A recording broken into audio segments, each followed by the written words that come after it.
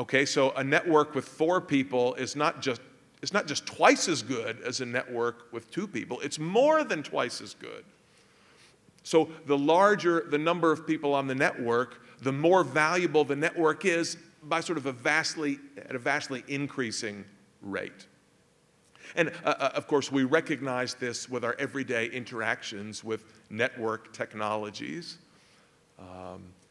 You know, if none of your friends are on Facebook, it's really not much reason to be on Facebook, okay? But if most of your friends are on it, then of course it's worth it for you to be on it as well. And I don't know, whatever networks you guys are part of, social networks and different chat technologies, Skype, Twitter, and so on, the value of being you know, part of these networks is a rapidly increasing function of the number of other people who are also on the network, okay? We also see in the new digital networked economy new kinds of business or new forms of organization. Not strictly new, as in we've never seen them before, but more of an emphasis or an increased value of particular kinds of organizational forms. For example, ones that are flatter, less hierarchical, more decentralized. Elio gave a very nice talk at the Austrian Scholars Conference last month or a few months ago on the so-called starfish organization, right? The starfish being an animal that doesn't have a head, it doesn't have a central brain, right? So you can, correct me if I'm wrong, you can cut off one of the arms of the starfish will grow that arm back, and you can cut a starfish in half, certain kinds of starfish, and each half will regrow the other half, and you have 2 starfish. Okay, so these are organizations that do not have one central node or one central brain through which all the decisions, you know, from which all the key decisions are made. But rather they have a much more loosely organized, decentralized structure.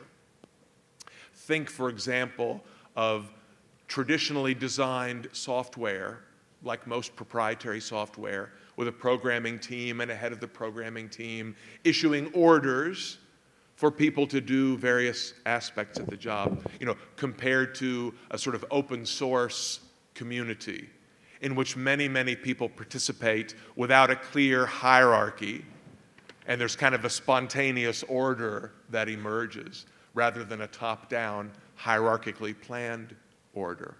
It turns out this distinction is often exaggerated. So it is not true that hierarchy has completely disappeared or that hierarchy is unimportant in any organization. That's an overstatement. That's a myth.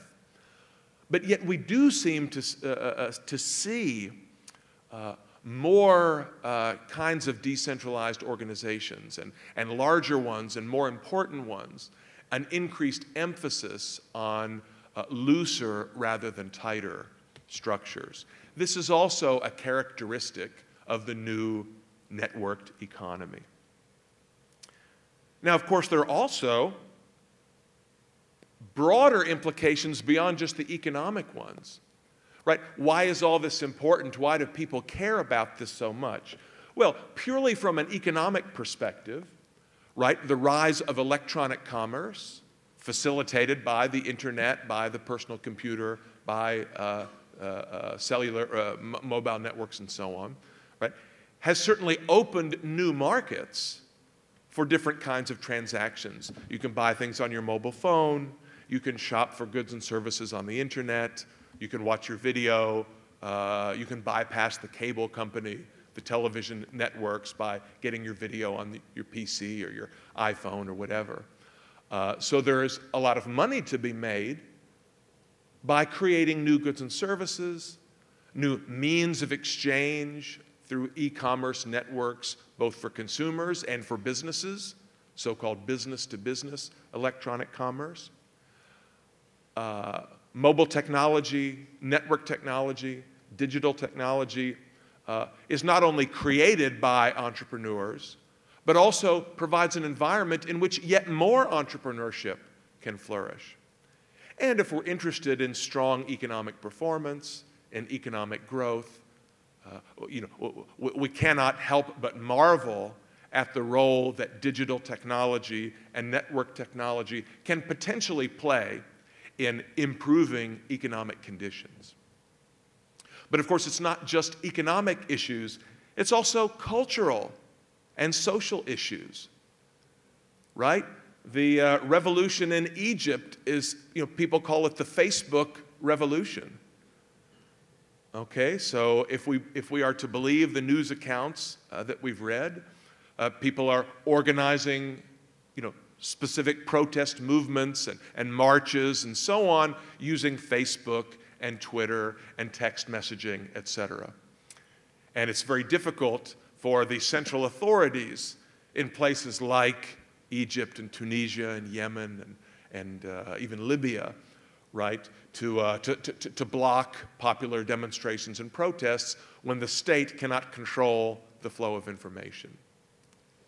So, for us as libertarians, as Austrian economists, as individuals interested in bringing about social change towards liberty and against statism, right? We have an amazing set of tools at our disposal that our ancestors could only dream about and probably couldn't have dreamed about. I've been involved in Austrian economics and the libertarian movement for, 25 years. And I enjoy meeting people of all ages at conferences like this, making new friends, and asking, well, how did you get into all this? Perhaps you've had the same experience. How did you hear about Mises Brasil? How did you even know who Mises was? How did you find this conference? How did you find these books? How did you discover these ideas? And everyone's story is a little different, of course. But long ago, when I was young, and even before that, people were much more likely to learn these ideas from another person, from a teacher, from a professor, maybe from a parent, or maybe occasionally from a fellow student. But the size of the Austro-libertarian network, if you like, was pretty small. Most scholars working in Austrian economics were isolated. They were scattered about, one at this university and one at this university. And you meet many Austrian economists who will say, well, I thought I was the only one in my country. And I was shocked to discover there was one more. Okay? Now most of you probably found these ideas through the internet. Right? You were interested in something, you were Google searching, you were browsing, you were playing around, and you found out the ideas and the names, and you met other people and so on.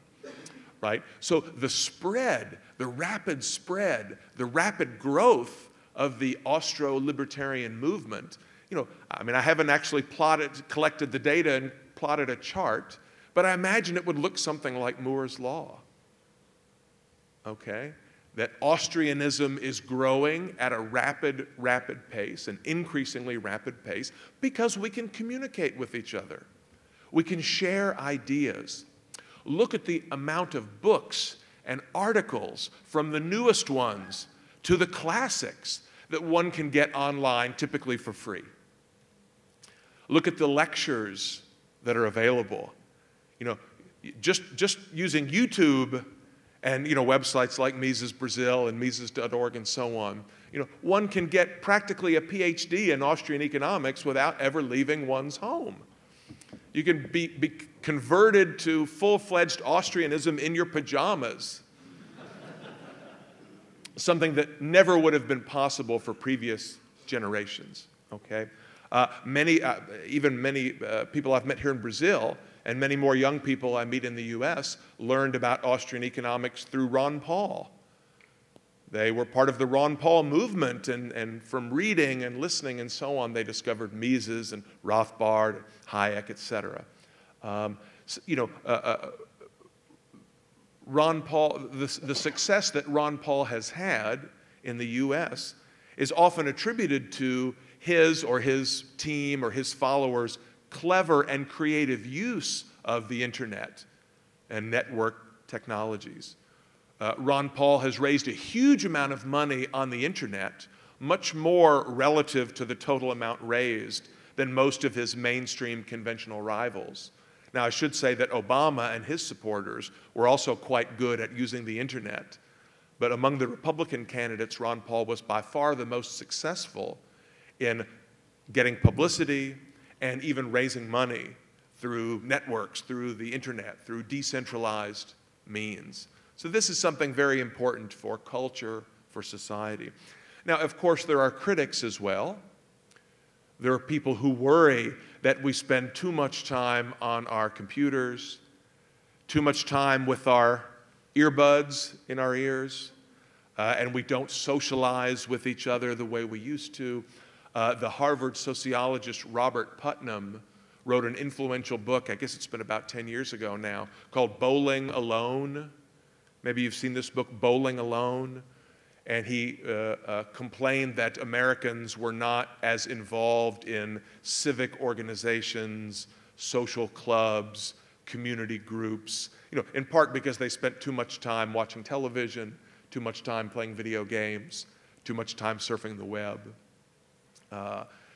People of my generation or older complain that when young people get together to listen to music, it doesn't mean you sit in your friend's apartment and put the music on the speakers.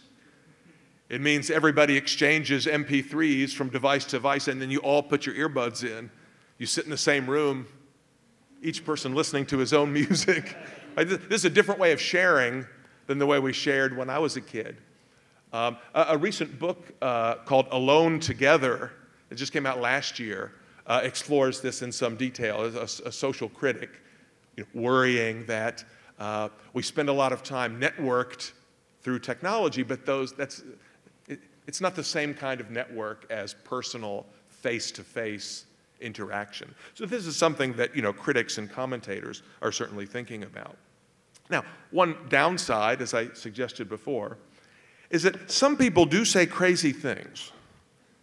There are some crazy ideas out there about networks and technology. A book that came out in 1998 by a journalist who writes also for Wired magazine named Kevin Kelly provides many examples of what I consider to be outlandish, uninformed, and quite silly claims about how the world is completely different.